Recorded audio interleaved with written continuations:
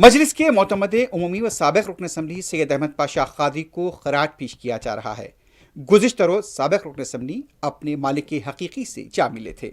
सदर मजलिस बैरिस्टर असदुद्दीन ओवैसी, मजलिसी अरकान मुकर्रना कौसर मुहीउद्दीन, मोहम्मद माजिद हुसैन, मोहम्मद मुबीन, रियाजुल हसन अफंदी, एडिटर एतमाद बुरहानुद्दीन ओवैसी, उलमा मशाइखीन, मजलिसी कॉरपोरेटर्स, रियासती वज़ीर मोहम्मद अजहरुद्दीन, मुहिबान मजलिस की कसीर तादाद ने मरहूम की क़यामगाह पहुँच कर फ़र्जन से इज़हार ताज़ियत किया।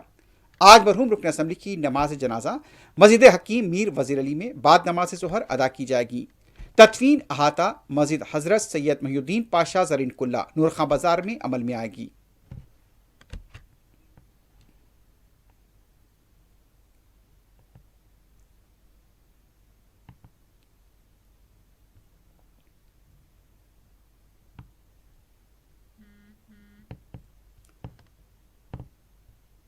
सदर मजलिस बैरिस्टर ओवैसी गुज़िश्ता रात ही मरहूम के फ़र्जंद जुनैद पाशा से मुलाकात करते हुए उन्हें पुरसा दिया था।